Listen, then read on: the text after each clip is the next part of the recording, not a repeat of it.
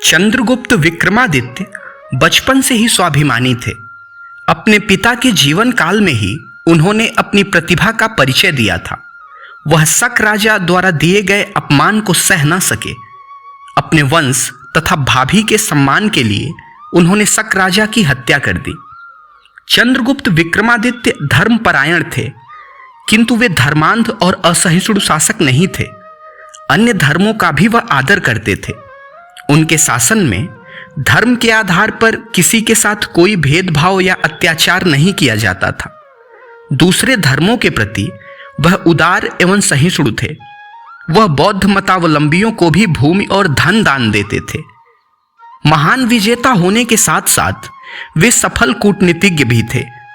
वे जानते थे कि सुदूर दक्षिण के राज्यों पर नियंत्रण नहीं रखा जा सकता, इसलिए उन्होंने दक्षिण के राजाओं से वैवाहिक संबंध स्थापित किए, जिससे उनके राज्य पर दक्षिण से आक्रमण का भय समाप्त हो गया। इस तरह वे अपनी बुद्धिमानी और राज्यों की सहायता से भारत से विदेशियों को निकालने में सफल रहे। अपनी महान विजयों के बाद चंद्रगुप्त द्वितीय ने विक्रमादित्य की उपाधि धारण की। पश्चिमोत्तर भारत के गण राज्यों को परास्त करने के कारण ही चंद्रगुप्त विक्रमादित्य को गणारी अर्थात गणों का शत्रु कहा गया है। मालवा की विजय चंद्रगुप्त के लिए अत्यंत महत्वपूर्ण हुई। इससे उनके साम्राज्य की सीमाएं समुद्र तट तक फैल गईं। चंद्रगुप्त विक्रमादित्य ने पूर्वी राज्यों तथा बंगाल के विद्रोही राजाओं को भी परास्त किया। इस तरह उनका साम्राज्य पश्चिम में पंजाब से लेकर पूर्व में बंगाल तक और उत्तर में कश्मीर की दक्षिण सीमा से लेकर दक्षिण पश्चिम में काठियावाड़ तथा गुजरात तक फैल गया। उनके शासन में शांति, सुव्यवस्था और समृद्धि थी। चंद्रगुप्त विक्रमादित्य कला और संस्कृति के प्रति अनुराग रखते थे। उन्होंने विद्वानों को पूरा संरक्षण प्रदान किया था। वह स्वयं विद्वानों का आदर करते थे। कहा जाता है कि उनके दरबार में नवरत्न थे। कालिदास उन नवरत्नों में श्रेष्ठ थे, जो एक महान संस्कृत साहित्यकार थे।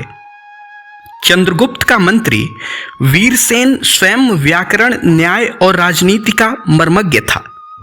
विक्रमादित्य स्वयं कला प्रेमी और कलाओं के संरक्षक थे।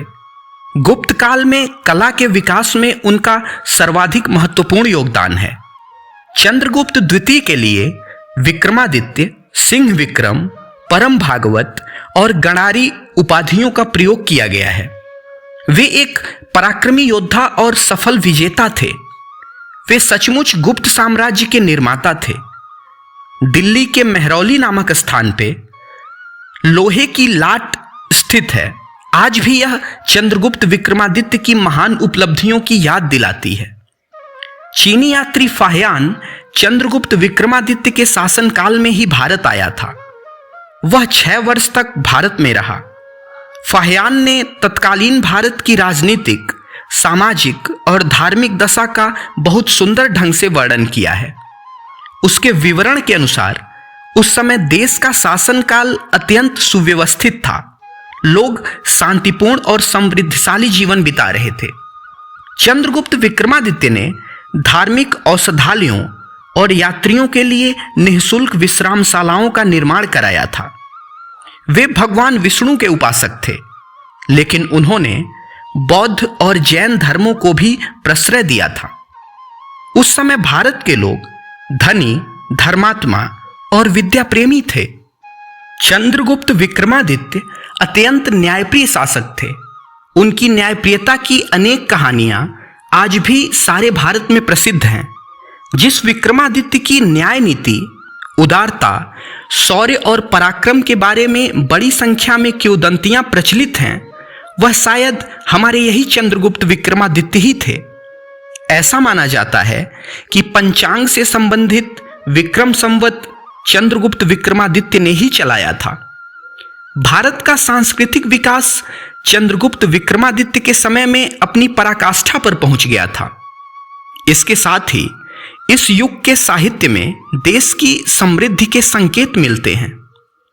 इस तरह अपने पराक्रम, सुव्यवस्थित शासन, धार्मिक सहिष्णुता, विद्यानुराग तथा कला प्रेम के द्वारा चंद्रगुप्त विक्रमादित्य ने एक महान युग की महान संस्कृति के विकास और समृद्धि में स्मरणीय योगदान दिया। इसलिए चंद्रगुप्त विक्रमादित्य का नाम भारतीय इतिहास में स्वर्णाक्षरों में अंकित है और गुप्त वंश का शासनकाल भारत के इतिहास का स्वर्ण युग कहलाता है।